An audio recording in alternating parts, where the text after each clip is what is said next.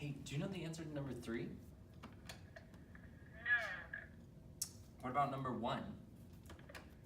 Yes. So the device that you just saw being used is something called talking points.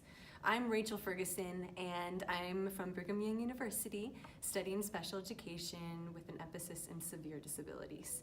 This is an assistive accommodating device that we have that can be used for really any type of student. It could be nonverbal, can be selective mutism, it can be anything that limited vocabulary, anything that a student may need some help with speaking. So, these are talking points, and it's really easy to use. Let me show you how to use it.